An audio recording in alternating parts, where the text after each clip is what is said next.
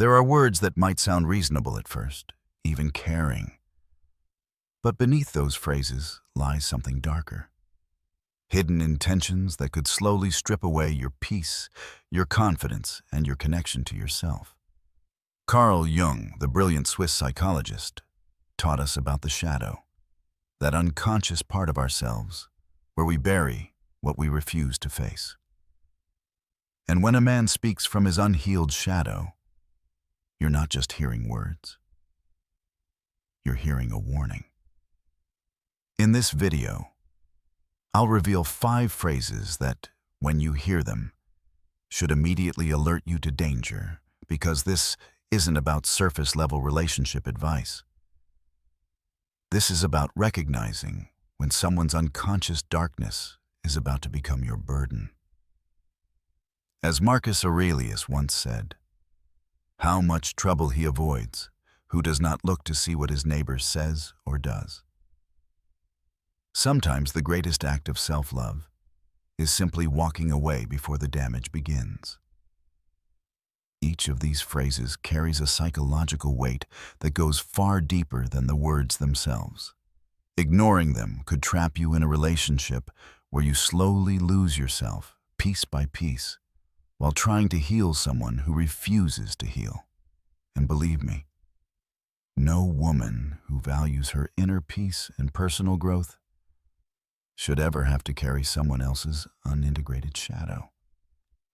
Stay with me, because I'll not only show you how to recognize these warning signs, but also how to respond with strength and clarity without losing your center. Let's start. 1. You have to accept me as I am. At first it might sound like honesty, even a glimpse of vulnerability. But don't be fooled.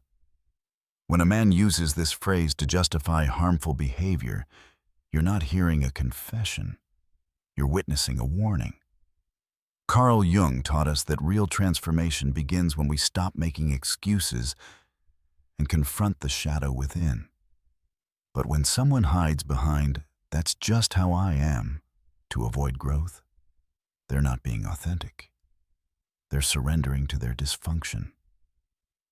This phrase usually shows up after red flags have already appeared.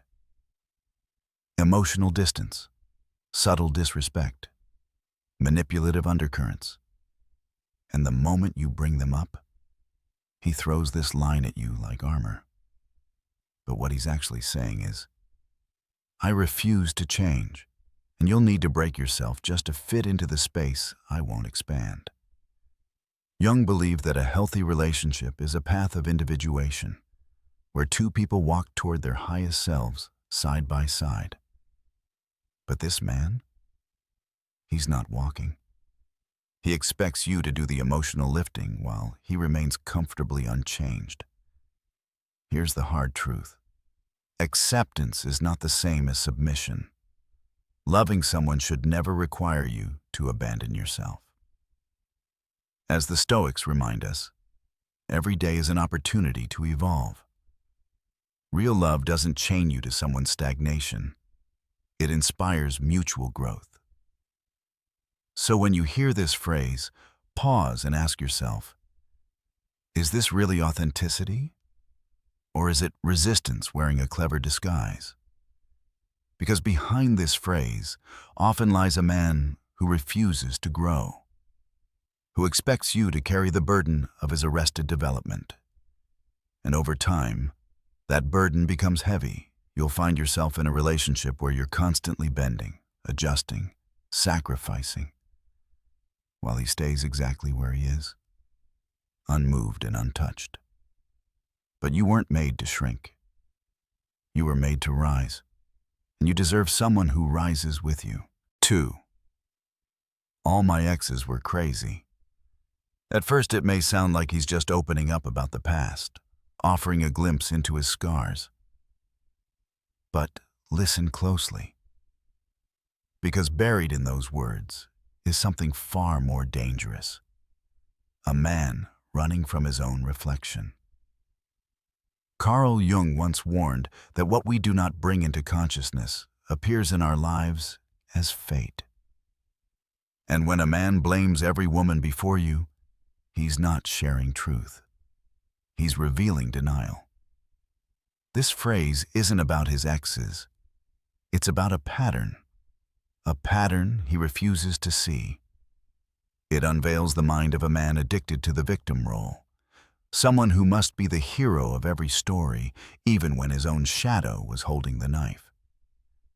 The Stoic Epictetus said, "It's not the events that disturb us, but our interpretation of them."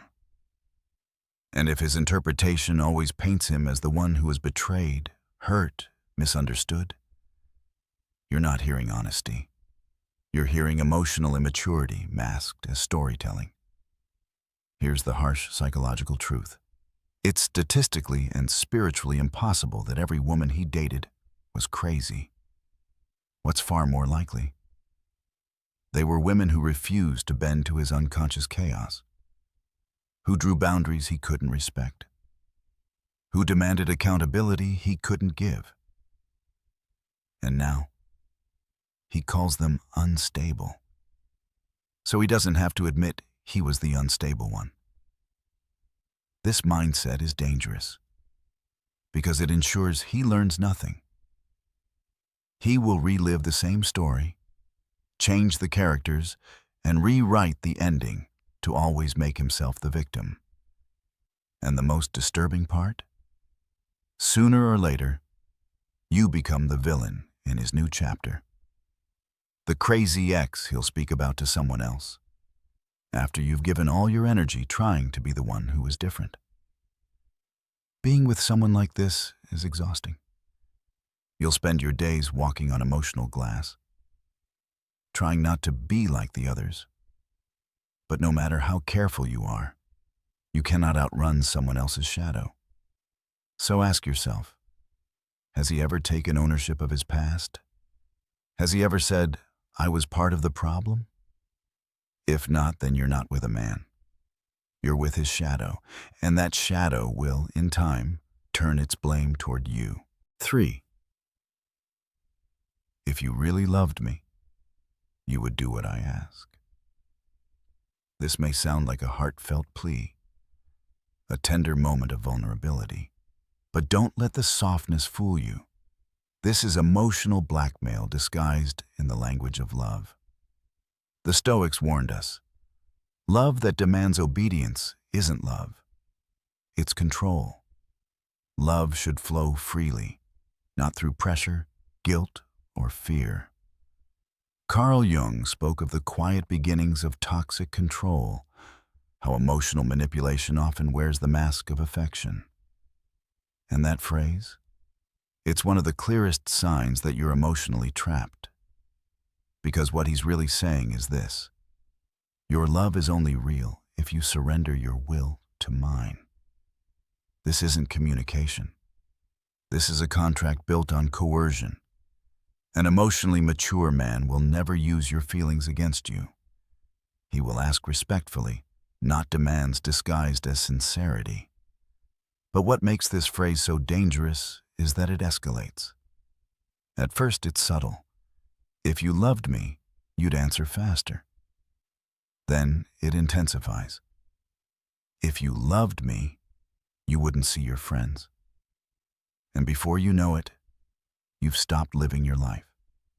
You're managing his emotions, navigating a maze of guilt-based expectations. Jung taught that love should protect your personhood, your sacred journey toward becoming your authentic self. But this phrase does the opposite. It erodes your independence until you're unsure whether you're acting out of love or out of fear of losing his approval. So what's the antidote? Stand firm. Because love that forces you to give up your boundaries was never love in the first place. Someone who truly values you doesn't need to test your loyalty with ultimatums. He values your freedom, even if it challenges his comfort. Here's the honest truth. If love requires you to say no, it's not love, it's possession. And a woman who truly understands her worth will never sacrifice her freedom just to keep someone who can't love her unconditionally. 4. Sir. You're not enough for me. Few statements cut deeper than these. They're like a sword, aimed at slicing through your self-confidence, your sense of identity, and your self-worth. But Carl Jung saw what so many overlook. When someone tells you you're not enough, they're not really talking about you. They're revealing the emptiness within themselves. This isn't a statement about your worth. It's a reflection of their own emptiness. Their inability to feel whole without diminishing someone else. Jung taught that we often attack in others what we can't face in ourselves. So when a man constantly makes you feel small, inadequate, and replaceable, he's not telling the truth. He's projecting his own wounds onto you. This is psychological projection at its most toxic. And what makes it even more dangerous? He's not just hurting you, he's reprogramming you. Suddenly, you start chasing his approval like it's oxygen. Work hard. Give more. Parts of yourself shrink just to fit his narrow, ever-changing definition of enough. But here's the hard truth. The roadmap will always change. Today is your style. Tomorrow is your dreams. Next week is your independence.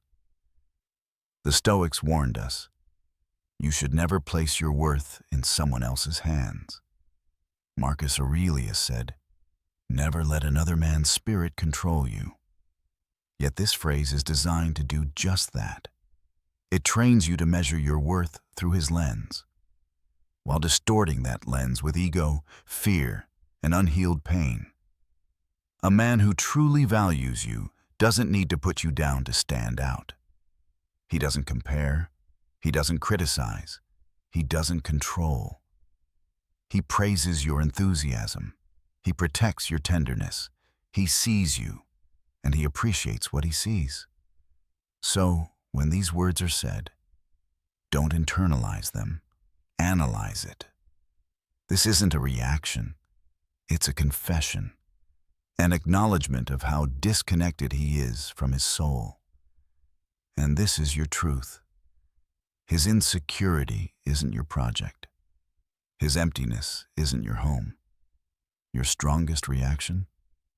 Remember who you were before he questioned your worth. Remember the woman who didn't beg for love, who didn't need to earn her fill, because the truth is simple and sacred. You were always enough. He was too unconscious to realize it. 5. Do whatever you want, passive-aggressively. This phrase might seem like he's giving you freedom, but listen to the tone. Watch his energy. When these words are spoken with coldness, sarcasm, or passive-aggressive resentment, you're not being given permission. You're being set up for an emotional trap. Carl Jung warned about the shadow's tendency to express itself indirectly through what he called covert aggression. This phrase is a perfect example.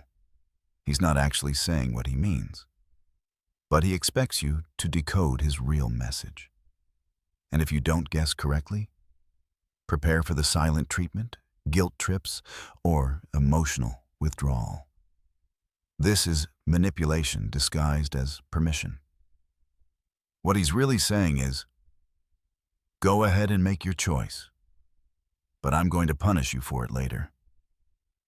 It places you in an impossible position where you're damned if you do, and damned if you don't. The Stoics valued direct, honest communication above all else. Seneca taught that we should speak in ways that don't require interpretation. But this phrase is the opposite. It's deliberately ambiguous, designed to keep you guessing and walking on eggshells. Living with this kind of indirect communication is exhausting. You find yourself constantly trying to read between the lines, anticipate his moods, manage his unspoken emotions. You become responsible for feelings he won't even acknowledge having. Jung believed that healthy relationships require both people to be conscious and direct about their needs and feelings. But someone who speaks in riddles and emotional codes is operating from their unconscious shadow, expecting you to be psychic about their inner world. The most powerful response? Take him literally. If he says, do whatever you want, then do exactly that. Don't try to decode hidden meanings or manage his unspoken resentment. This breaks the manipulative cycle and forces him to either communicate directly or sit alone with his passive-aggressive silence. Because a man who truly wants to be with you doesn't speak in codes or create emotional confusion. He shows up with clarity, honesty, and the courage to say what he actually means. So now you know, these phrases aren't just words. They are warnings, signals from the unconscious, echoes of someone else's shadow trying to invade your light. Carl Jung taught us that until you make the unconscious conscious, it will direct your life and you will call it fate. But now, you've seen behind the mask, you've named the pattern, and that awareness is power. Remember, you are not here to be someone's emotional caretaker. You are not here to shrink, to bend, to break, just to be loved. You are here to rise, to grow, to protect your peace, and walk in truth. The Stoics believe that the most powerful person is the one who is master of themselves. So guard your mind, honor your soul, and never let someone else's wounds rewrite your worth.